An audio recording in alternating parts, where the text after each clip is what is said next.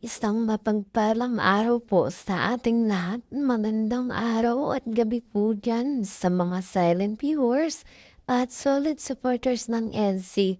Miguel shoutout po at kamusta po kayo?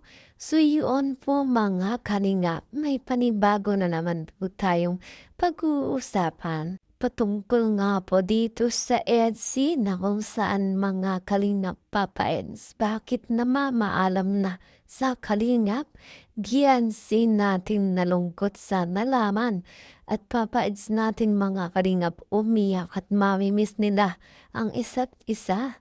Yan po ang ating pag-uusapan maya-maya na lamang.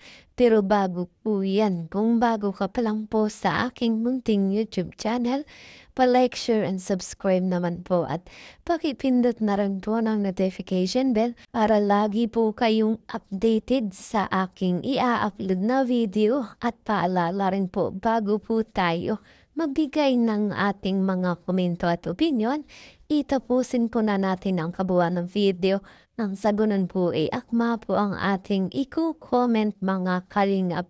At lagi ko rin nga pong hiling sa inyo, patuloy po nating suportahan ang mag-ama na matubang. Napakaganda nga po yung ipinapakita nila sa atin mga pagbibigay saya at tulong sa atin mga kababayan. Isuportahan po natin at imaraton mga kalingap. Ang sa ganun nga po marami pa po silang matulungan, lalong-lalo na nga po dyan yung mga kapos sa pangailangan, imali nga po nila. At syempre, wag po nating kalimutang suportahan ng kanilang may bahay. Walang iba kundi sina Ate Edna Blancs at Jackie Tafia. Wag po sana tayong magsasawang sumuporta, mga kalingap. So yun, balik po tayo sa ating pag-uusapan ngayong araw. Papa Eds, bakit namamaalam na sa kalingap? Beyonce nalungkot sa nalaman. Papa Eds, umiyak mga kalingap, mamimiss nila ang isa't isa.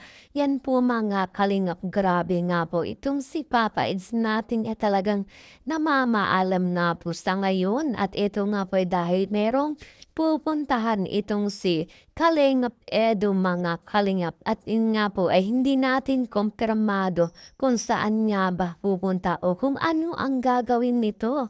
At bali-balita mga kalingap na 5 buwan nga pong mawawala itong si Papa Eds natin. Lahat ng matatamaan. Ikaw, Natamaan lalo na ikaw. Oo. Kasi nagtatrabaho ka sa akin. Si Blackjack, si Romel, at yung mga pinutulungan ko. Ano na si YP? Hindi na nga eh. Hindi mo naisip ang nararamdaman namin ngayon. Pag sila yung yan. Ang saat kasi sa reading na dahil natin inagsamahan, tapos yun lang pala yung malalang maalis ka na. Ayos na ako. What? Ganon. Sama lang ako. Hindi. Kailangan ko tong gawin magsulo eh. Hayaan mo muna ako mapag-isa.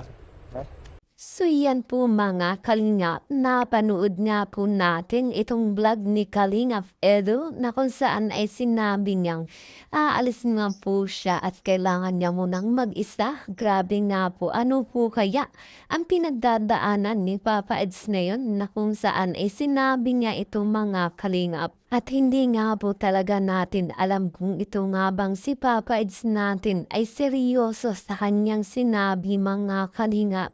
At heto pa nga po, nung namaalam siya sa kanyang minamahal na Nanay Rosa ay talaga namang naging emotional mga kalingap ang mga naganap doon sa pamamaalam ni Papa Ed sa kay Nanay Rosa. Siguro mga kalingap ay talagang seryoso nga itong si Papa Eds natin dahil nga po dito ay talaga nalungkot itong si Nanay Rosa at talaga namang tinuturing niya itong isang anak na itong si Papa Eds natin kung kaya ganito na lamang ka-emotional si Nanay Rosa nang sinabi ni Papa Eds na siya nga po ay mawawala ng mga 5 buwan nga raw po mga kalingap. At yan nga po mga kalingap, napapanood po ninyo kung gaano ka-emotional itong si Nanay Rosa mga kalingap at pati nga po itong si Papa Eds natin ay napapaiyak nga po dito at nandadala dito.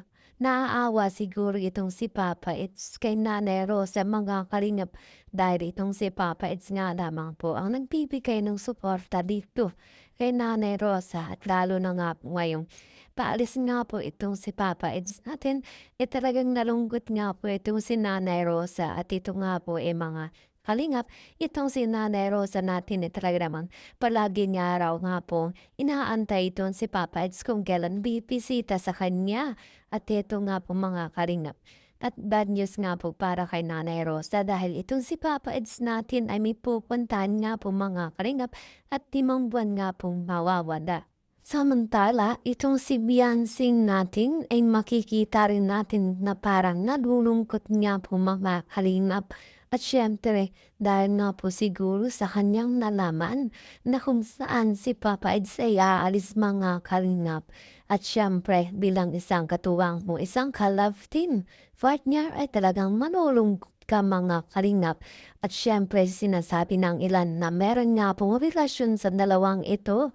Kung kaya si Beyonce natin ay nalungkot nga po nang malamang si Papa Eds natin ay paalis nga po mga kalingap.